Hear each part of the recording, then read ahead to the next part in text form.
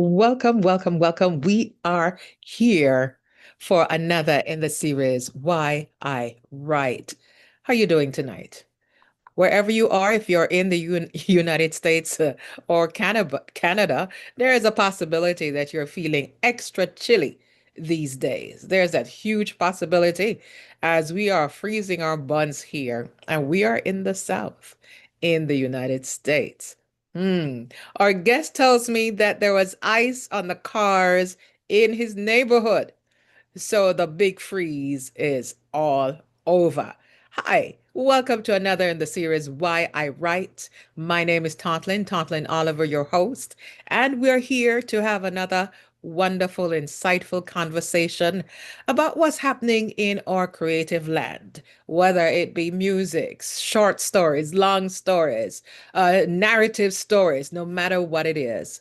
We are here to talk about how important it is to continue creating what we create, however we create it, to the best of our ability, because we have a legacy. We have a responsibility to leave the legacy so that we leave standards, examples, encouragement, inspiration. And that's why we do Why I Write.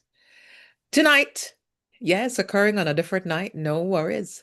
We are going to have another such conversation with another very special guest of the musical royal fraternity of Jamaica, of reggae music, the world music, reggae music. We have none other than a drummer extraordinaire and musical educator and event host. He's going to be telling us about an event coming up later on this week. Please put your hands together and welcome to our Wild Right stage, none other than Willie Stewart. Good night. Good night, Totlin. How are you? I am great. So glad to have you here with us Thank you for having me. in these cold climes. How are you managing in Kingston? Is it 21? Although Florida? in Florida, Kingston, yes, yes. Yes, Well, yes. I was well told the ice man. A couple of my neighbors said that they saw ice this morning on their car, and things like that. And I think it was like 1990 something that this happened. That snow actually came a little bit of it Wow. in Florida. Wow. I'm hearing that snow is falling in halfway through Jamaica. So we know what that is. AI. I know, right? Definitely, definitely. What I think with technology, what I think with technology. Technology is So, good, but can be yeah, very tech dangerous. very dangerous. It's how we manage it. We're going to talk a little bit about that tonight because we have these new systems that allows people to literally create a whole 3 minute, 5 minute long song in a few minutes, it would seem. So we're going to touch on that a little bit, but heavy on our hearts, first and foremost on our hearts, is the recent losses to us as Jamaicans, as musicians, as reggae artists, as reggae aficionados. We recently lost from your former band, Third World. We lost one of its founding members in the person of Cat Coore. I'm telling you. And this comes right on the heels of Slide Dunbar. That came literally on the heels of Jimmy Cliff. And we can't forget to mention Boogeyman Barry G, who went in the last several months gone here. So it's like it's a passing of the guard. Condolences to you and the entire Third World family. Thank you, thank you. It's hard because when that happens, is there's a deafening silence. You're looking at Cat, and you know that whatever guitar played up to yesterday or what he said is now a moment in time. It's frozen, can Yeah, never come back. yes, And whatever guitar playing becomes more a memorabilia, yeah, and if we knew that people were going to go like that, I'm sure we would be more respectful of time and our lives, because we don't know what tomorrow will bring, you know? No, we do not. We absolutely don't. And it calls us into the reverence of what it means to honor, honor the talent that lives among us, not because they seem accessible to us, does it mean that they are to be taken for granted. Not because they have been around so long, we think that we are going to be here forever, because none of us are made to be here forever. Correct. So, one of the reasons, too, that we have conversations like these is to set history in stone so that we taught the truths that we know and have known and have experienced in order that the truth lives on, in order that love lives on through the truth that we know and we have been a part of. How many years were you a member of the Third World Band, Willie? About better of 21 years, nearly 22 years. That's one child's whole lifetime. That's right. One has to look at what happened those 21 years, you know? The songs that were played, the brotherhood that was shared. Um, you look back and you say, thank God. You say that you met people, you went all over the world. Um, each time, as told everybody else, is that when we traveled as a group, it was just one man traveling. We're traveling as brothers. Right. And doing that is like we're ambassadors. We had to, if a night was bad, all of us would be sad. We'd have a meeting, and if we did good, we were happy with each other. And if one person was soloing, we'd push it. It's like I remember with Cat and I'm playing and I couldn't wait for him to get the solo and he would do some things that's unusual. I have to remember, I said, hold it, Willie. You're playing, hold it. I said, I'll be the audience. Wow, that Yes. was great. Or Boo does something, or Richie does something, or Bunny sings that Hmm. extra and go on and say, well, that was great. And Carrot, it was very encouraging. We were a team and we back up everybody. It was one whole, and so Hmm. we came Hmm. up there. So you have some bands that play and it's another gig, but this was never like that. Yeah. If something happened and we didn't have a good gig, we would all have we wouldn't sleep. We would just, you could see all our faces and we try to do better the next day, Who was the first person to set up the Third World Band? Was it Cat? Was it Ibu? I remember the last time we met like this, Willie. It was just after Ibu had passed. Right. Well, uh, you'd have to go back. How it happened is that circus would be the foundation of the start of Third World. Mm, And I said, in the band, first of all, it was Ibu and myself was the original drummer and keyboard player. There was another keyboard player, but I would put the original or the ones who started to play was me on drums and a guy called Richard Gray, and we mhm. joined the Lewis Brothers, Roger and Ian. And then Cat used to come and see us at when we played at the club Tunnel. And Right. he was young because he's 3 years younger than me. I'm the second youngest. So he would Mm, have been in April the 6th, he would be 70. mm, So when he was 10, I was 13. I knew him from then. We called him Fat Cat. And then right. in the band, it was in Alley Cat band in Ligony. Uh I was in Ligony in Vision's band, school band, and Cat was had Alley Cats that just started. And Ibu Mhm. was in Mona playing with rhythms. Mm, And so we used to play at St. Margaret Church against each other. So that friendship started there. That's where we go. And we were all in Third Row. Cat came in Third Row. Bunny played in Third Row. When I left, Prilly came in and Carrot. So mm, five of us out of the six of us were part of Inner Circle. And that bond, I think friendship happened then. I remember saying, boy, if any other band, would I go back again? Because we're all close. And when Cat was in a circle and they decided that they wanted to do original songs, Cat said, "Boy, he wants to form a band." And he must have suggested with Prilly, and Prilly said, "Yeah, man." And he would say, "Can't leave me out of that." And so mhm. that is so you could say The co-founders is Cat and Ibu, with influence from Prilly, I'd say so, but Right. Cat and Ibu are the main people who carried it through. Yes. For it to have gone for as long as it did, and it still continues to go on, of course, with new voices, younger members today in 2026, one cannot help but think about the legacy that Cat Coore has left. I mean, an amazing musical artist playing the cello, the violin. What were the other instruments you saw him and experienced him playing? Well, Why? Cat was an all-rounder. He was Mm, very, very, very uh, musical, and wasn't afraid to think. So he played bass on some of the albums. He played guitar. He played lead guitar. He could play rhythm guitar. He blew mouth organ on Cool Meditation. He's blowing like Lee Oscar.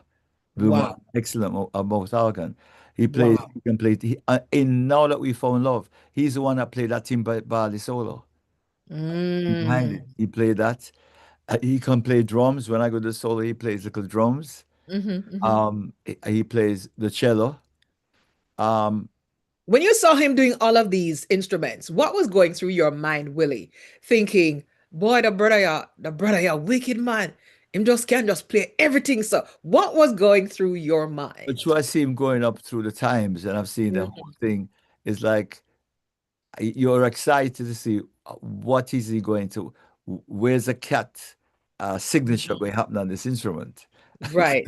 That's what we're playing. So you're looking for, say, all right, how is he going to play the cello here? Where when he play the drums? He has his style. So, and especially in his guitar, it's profound. When you hear him play, he has a signature sound, you know, and the way he comes in and his approach is like no other. He love what he does, he practices, and he's a superb musician. Mm. As And I he was thinking, sings, and he sings too. He sings harmonies and he sings. yes, He has that kind of high falsetto voice sometimes. You know, he has that voice. So I'm we here thinking that multiple. Yeah. I'm here thinking, Willie, that Jamaica could never be what it is today without the infusion of a third world band. It Well, just could not be. that's very true because I keep on saying that I can sit back now, being out of the band, and Hmm. see it as people see it, or as fans, or as Mm. layman. Then I can divorce myself from it and look at it objectionally. As I'm says objectionally. Am I right? Yes. With Objectively. Hmm. objectively, not objectively, yes, objectively. Hmm. And with and looking at it, I would look at videos and say, wow, this band is playing Yes. past the record sometimes. And Yes.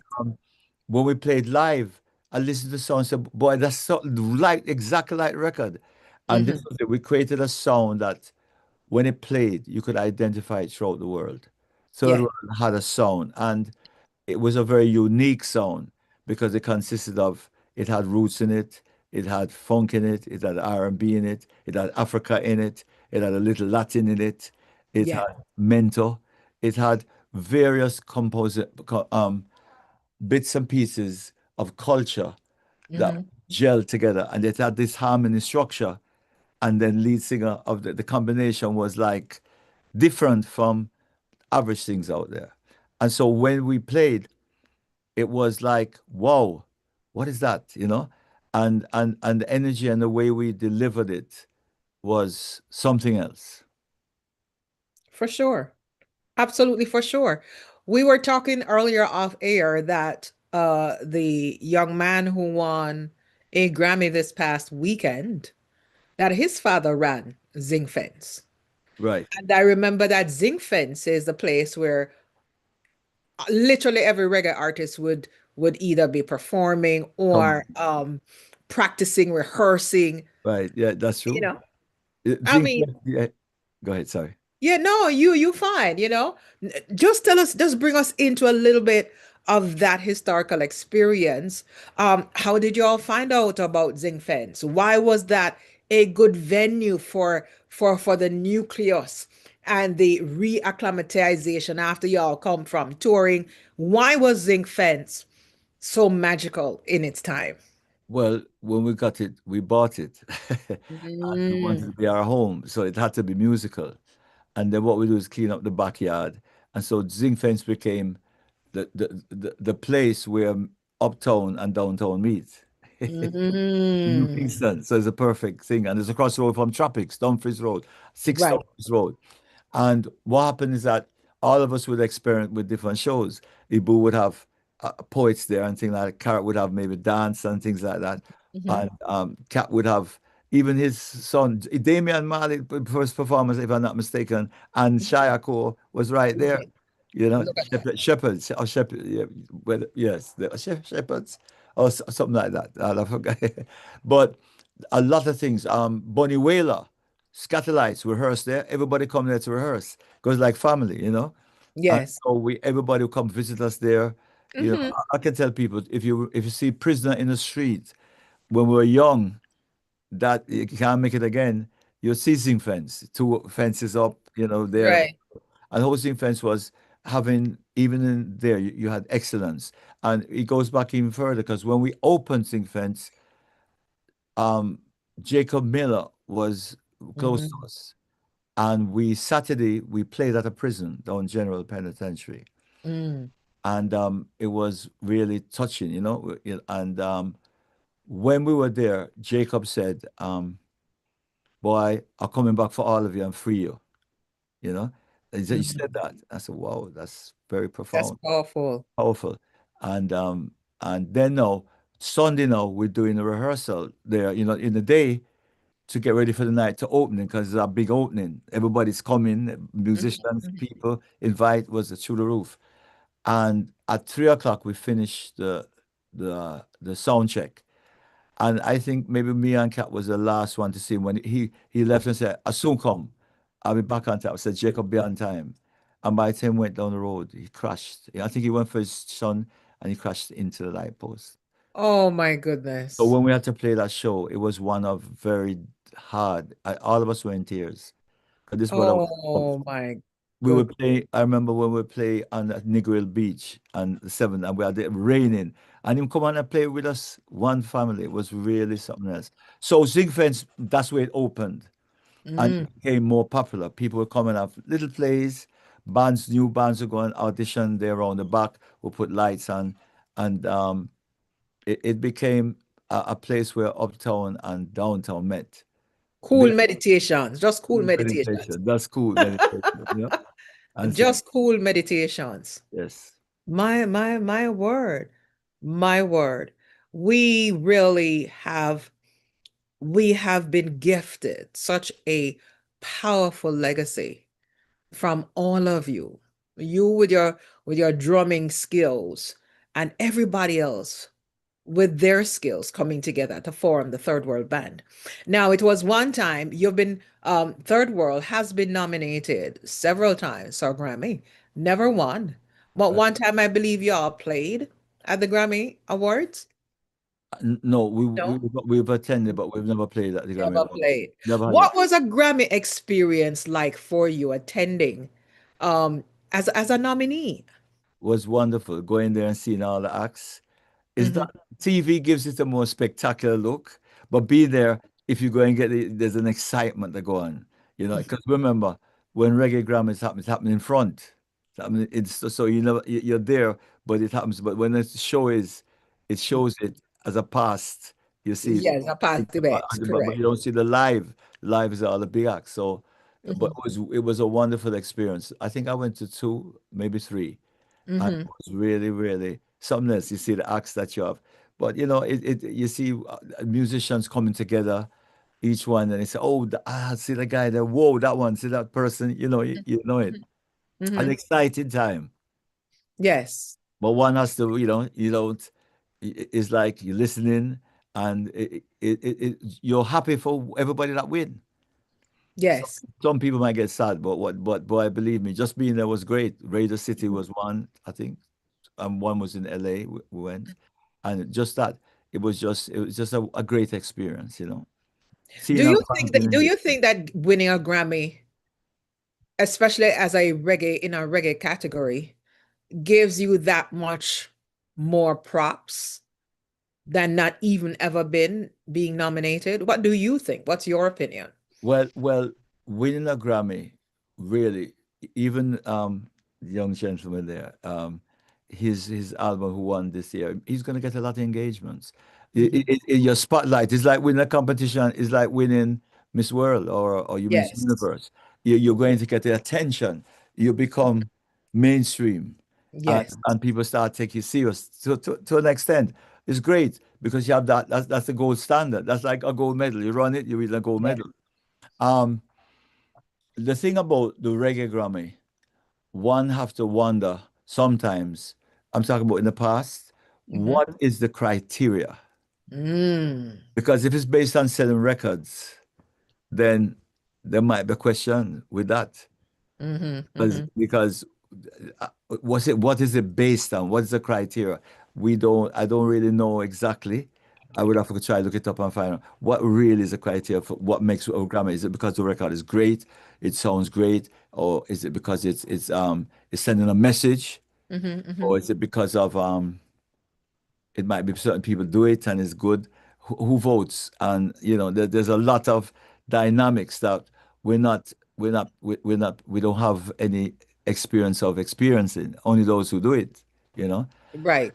I think, so but it's a great thing. It's a great thing. And medals are great, but also sincerity of the heart when you play, that should make you not go or not continue. And because what happened is what does touch people? What in your Hmm. life? How long do you stay with it? And how long Yeah. do you love it? And what message you give people? And Hmm. Grammy is great, but sustainability, loving what you do.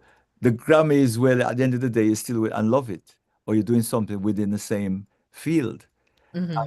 And the greatest joy is that when you do what you love, then it's never day at work. You enjoy doing it because the pleasure of playing, the pleasure of just being up there, having a chance to play music and with talented people, or when you're a band, when you're playing for 80,000 people and you hear that you're driving them into a whole different thing and they're appreciating it. It's Hmm. thunderous, you know? Yes. There's a Yes. lot of Yes. rewards in playing music. Grammy is one. Grammy, Yes. it's a wow, I've reached out. So it is good, it's excellent, you know. But it's not the end on and be all. It Which can't be. brings me Yeah. to you as a music educator. Now, for several years, you've been staging this event in Florida called Rhythms of Africa, and you have one coming up in April of this year. 18th and 19th of April. 18th and the 19th of April. So for those of you who has never heard of Rhythms of Africa right now, you're gonna hear why Willie came up with this. And look here, if you're watching right now, go ahead and subscribe to Why I Write so you don't miss any of our wonderful conversations here on YouTube. So Willie, how did Rhythms of Africa start and why did you start it? Well, the truth is that we've always, as Third World, we've always looked at Africa with importance. It was the first. And playing music, especially when I play drums, I feel that connection to Africa. As well as the band Rastafari is to do with Ethiopia, Haile Selassie, all the things entwine into African culture.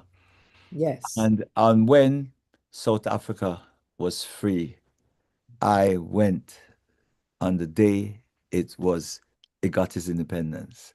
And it was a Wow. great experience for me. I saw Soweto, Alexander, and that you don't realize that South Africa has winter. So you can Yes, it find does. people. Yes. When I said the people in houses, there's very rich houses. Jamaica have that to a certain extent, and there's very deep ghettos.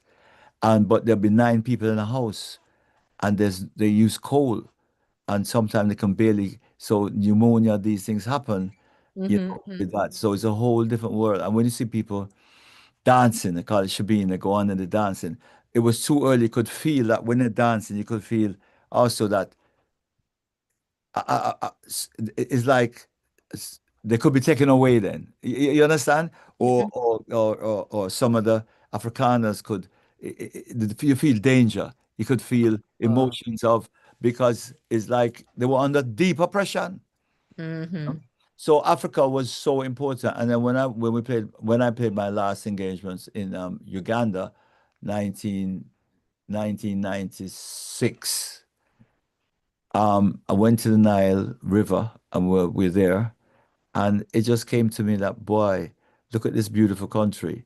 And in my mind, I said, whatever I do, I must always hold Africa in my mind. Jamaica, of course, but Hmm. Africa as the original. And so Rhythms Africa was inevitable to be. And even when we left, Ibu and myself left the band, I went to England to study to be a music facilitator. Ibu came there for a while with me. He was hanging out, and we did Hmm. some shows. We did some universities, educational, and then he got a job to go to Malawi to work with radio and help with there. So he was there, like, I think, could be for 6 months, 7 months, and I Hmm. got the job to go and work with Eddie Grant to be in his band to play this big Right. Ring Bang festival for 4 months, 5 months. I had to be there rehearsing, and they had it. How So. did you meet Eddie Grant? Let's digress to that and come back to the birth of Rhythms of Africa. All right. So how I met Eddie Grant was that when we were playing, and I think we had Now That We Found Love just finished, or 96, Now That We Found Love. And we played in Barbados, and Eddie Grant lives in Barbados. And I invited him to come, and he came to the show, and he Okay. watched it. And then we had a long talk after, and we became friends. I started to call him, he would call me. Occasionally, we would do that. So when I actually went to England now, he was there when I went to study. And he would ride his bike and come and look for me. And we'd talk for hours. And this happened about 5, 6 times. And I could call him. And he said that anytime that he was going to go back on, because he wasn't on the road then, he was doing more recording and stuff. He said if you had another engagement to play, he's gonna call me. And so said, so done. And so I said, yeah, and I went, and then I had to spend nearly 4 or 5 months by him because he came to Jamaica too. We did a Hmm. scouting. He met Right. people. He brought me to Guyana, met his family, stayed there. It Hmm. was really an experience. It was, and playing for the Ring Bang show was like a showcase of all Calypsonians and soca artists. Kitchener, that was his last. When I said, boy, the man did an incredible show, it was like, and that was his last show, funny enough. And that show was shown to 2.5 billion people because it was 2000. So it's where Hmm. everybody thought the world was going to stop. So ABC and BBC and the set design, not in my life I ever saw. It took them 1 week, BBC, to put it up. And Hmm. it was like Egyptians and statues. I've never seen it. It was amazing, It was a great show. That sounds like good And, stuff. yeah. And so Rhythms That of Africa, come back to that. Yes, So yeah, we'll come back to Rhythms of Africa, right? Rhythms of Africa. So I started it.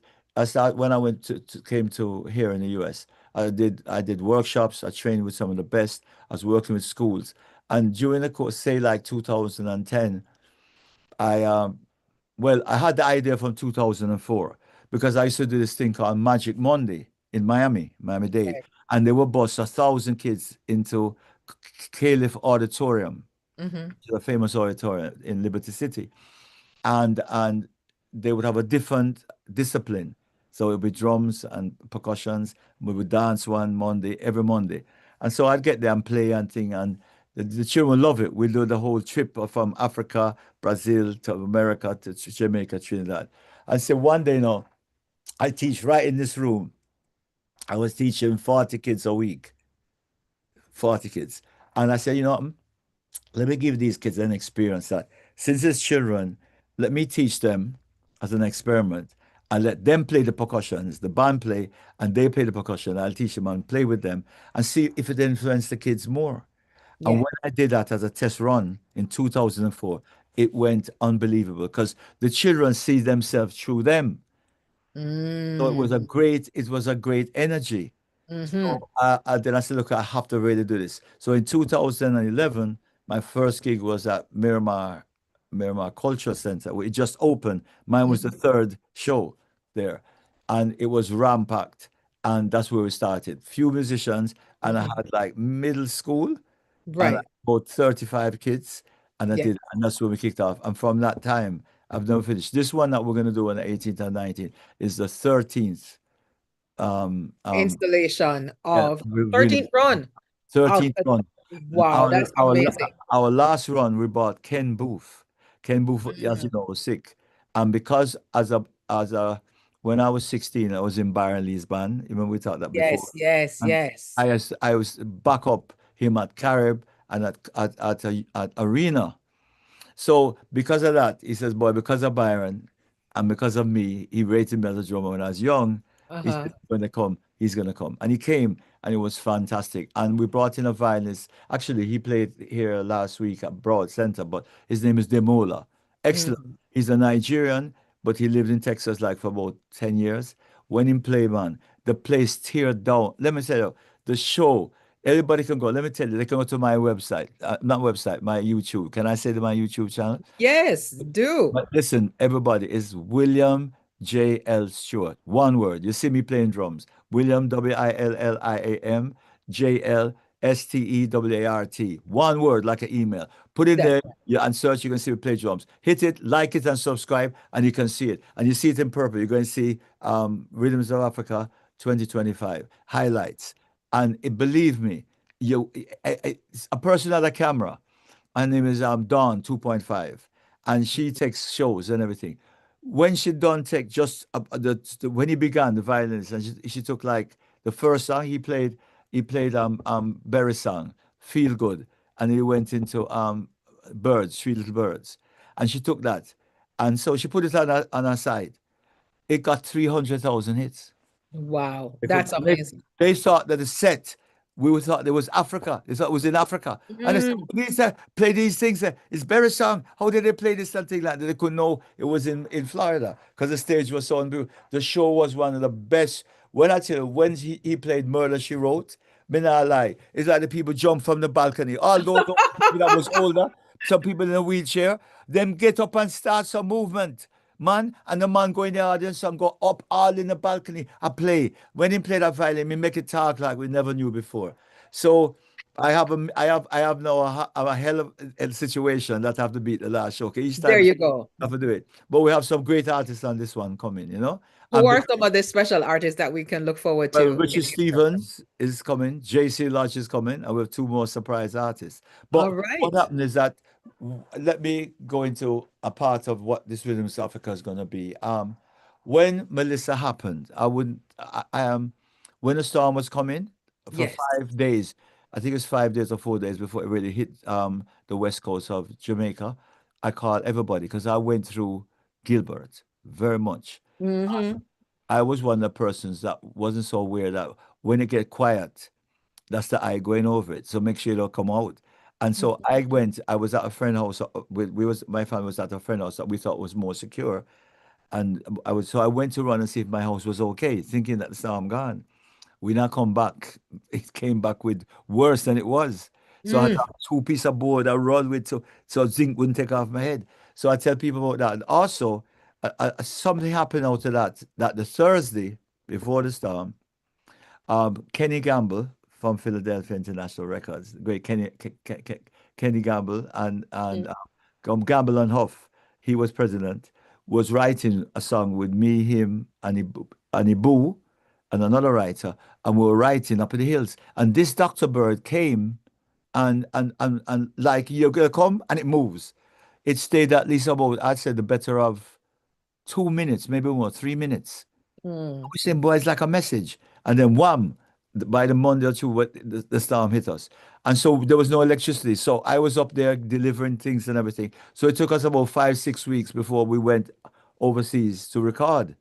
Mm. Um, so while we were recording, they came up and we wrote about the song. It's called "Take This Song." So I think it's not serious business, if I'm not mistaken. Take this song. That is all about. And on a Friday afternoon, a little bird came and sing a melody. He says, take this song and spread it all over the world. So that's what came there. Anyway, come back to Rhythms of Africa. So I love these side stories. They make what you do that much more exciting. it, And we it- get to understand the fire behind the legacy you are creating. You see, moving on from the conversation we just had about the Grammys and how great Grammys really are, I love the fact that you also turn it around and say, okay, how am I going to continue this greatness? How can I affect those who benefit from what I do as a musician?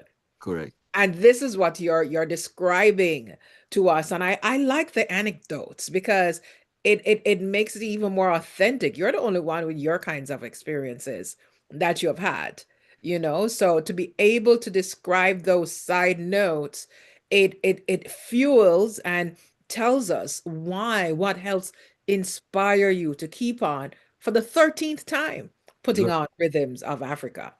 Right. Well, Congrats to you for that. that the web is only God. And what happened is on this one, with the storm, I said that I have to do something. I said, Yeah. boy, I don't have no truck, I don't have no plane. I'll send down some stuff, but that's not enough. And some came to me and said, but you're a musician. And so I said, yes. And I said to myself, I have a song. And so a friend of mine in the record business, and he does publishing, said, boy, we should write one. I said, but listen to this one. And I sent him. He said, this is perfect. It's called Have a Little Faith. And so I had to change it and make it new. So I redid it, and it took me 3 days after the storm. About last week, it was ready, finished. I know the Mm, video's being done for it. It has mm. 12 artists on it. It's Wow. called Have a Little Faith, and it'll be released this Friday. It's going to be released to all platforms. It has who's on it is Leroy Siblis, J.C. Lodge, Carlene Davis, Jem Myers, Glenn Washington, Wayne Arman. Um, we have a guy called Ulysses on it. We have a girl Mm, called Alicia, a guy called Carl McDonald, Jamaican, but Ulysses is American. And believe mhm. me, and we have Wisdom who sings with Barry Salmon, and they put Yes. their hearts in it, and it's well. Next time you'll be able to play it, but Played. Yeah, I it, really wanted to play it until you hear tonight. it, because people, me saying it is nothing. Is one thing. But we Mhm. don't have too long to wait because Friday coming, it's Yes. gonna be released. And you have an event coming up, another event coming on Friday as well? No, Or no, that's just the release? no, Ah, that's just a release. My events is going to be the Rhythms of Africa, because on Rhythms of Africa, we're going to play that song. In fact, some of the same artists that's on it, they will be doing. they're We're gonna going to do be the song. live and And direct. the video going to be out probably end of February, first week of March. They're Yeah, doing the video's been working as we speak, but it's going to be a very powerful. Well, I know it's going to be powerful just because we put tests out there and the reviews is unbelievable. beautiful. But as I say, yeah, please, if you can, remember this 100%. 100%. In other words, in royalties, I get royalties for writers, for mechanicals, all that is going. Everybody donated their time, engineers, all the musicians, everybody. We put strings on it from the choirs on it. I Yeah, mean, and what I had to do is what God gave me the, the message to do is that it's like you're a cook. With this storm, you have to do everything live with love, because it's yeah, like cooking. The meal must be perfect. yes, And yes. if I ever say so myself, the perfectionist of it, the heart of everybody, I take off my hat and say, thank God. And when I see the results of what people said, I say, wow, that's where Grammys don't matter. That's what I'm trying to say. When you Yes, do something the best you can, and yes. people say, boy, the food tastes good, it don't even come out yet. And when you see what they say about it, About the it's music. everything that is like it's like they had a tape recorder and they tape everything what you was in your mind to do, and you Yeah, see it. That is the joy you get because you did your job. yes. You did your job. And this is why so you have to take music so serious and be careful what you say, how you say it out there, especially when you're young, Yeah, because you can incite love, you can incite beauty, you can bring people together, you can uplift people, but you can also cause negativity. So the most important thing is to know what you're about, and before you say it, think, because you can't take it back.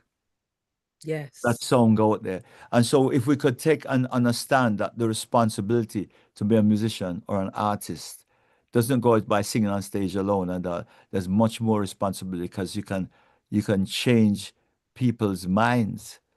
You can make them cry, you can make them laugh, you can make them travel, you can take them somewhere where they've never been.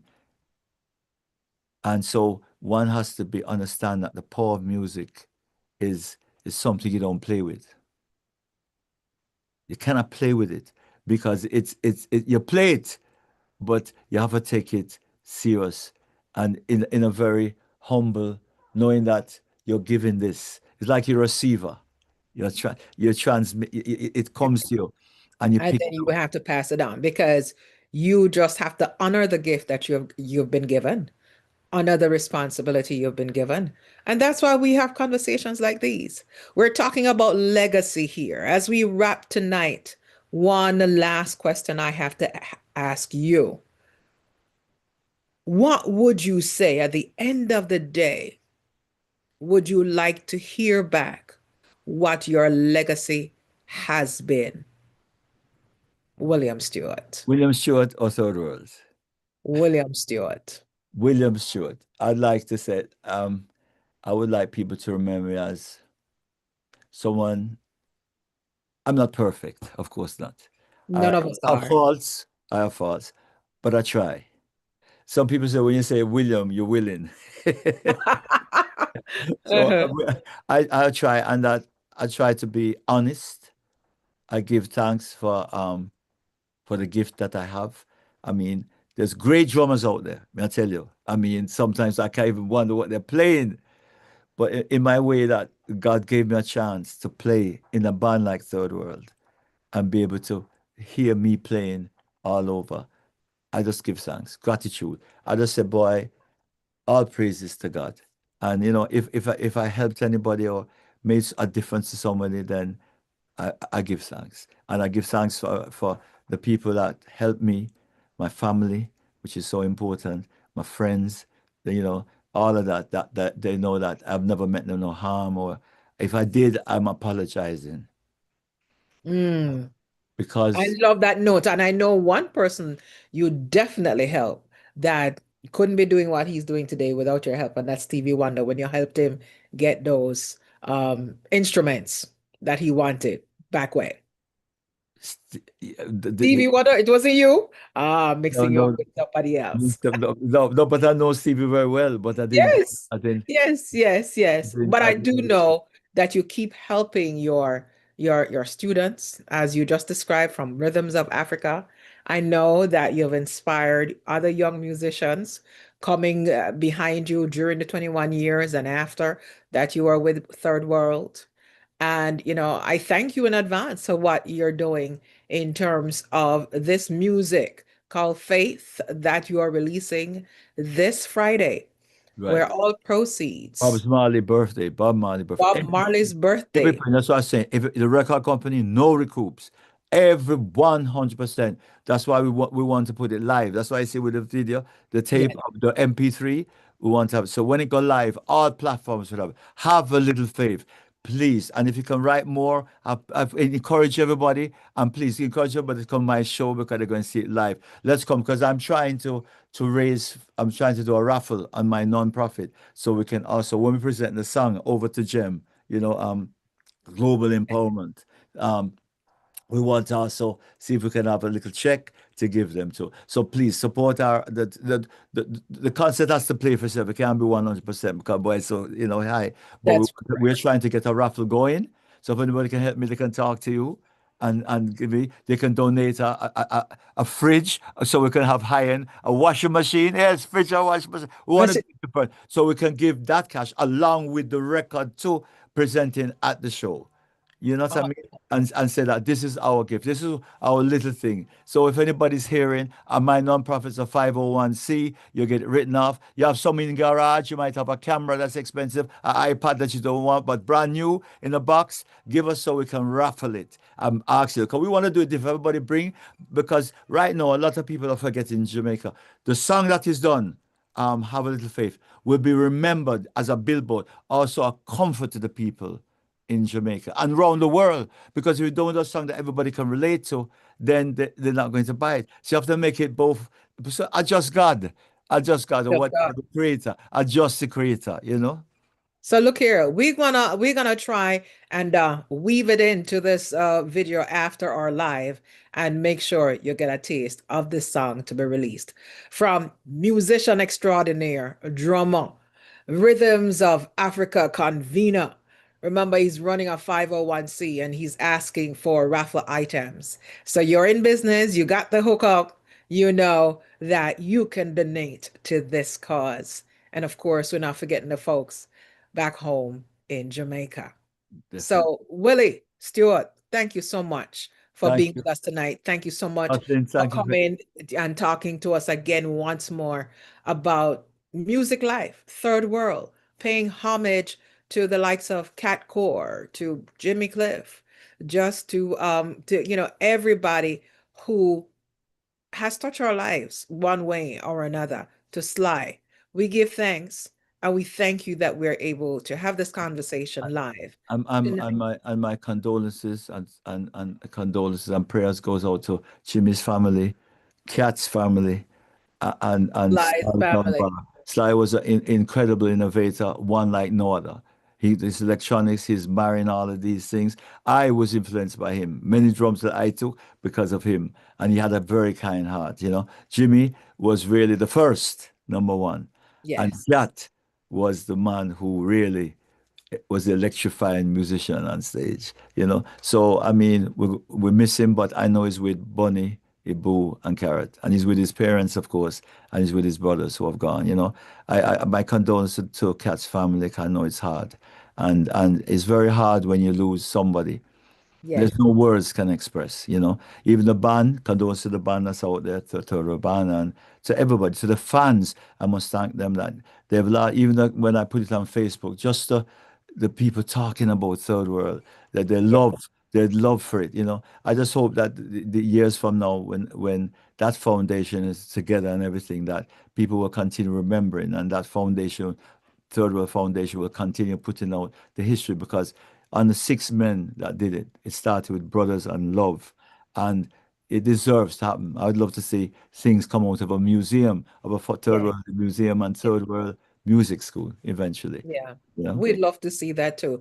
yeah. Let's keep on having the conversations. Let's like and share. You love this video, you love this chatting, you like this interview, you like what you hear, where as artists we give back to our community. Please like and share this video and join us again soon for another in the series Why I Write. I am Tot and Oliver signing off right now and thanking William Stewart once more for sitting in with us on Why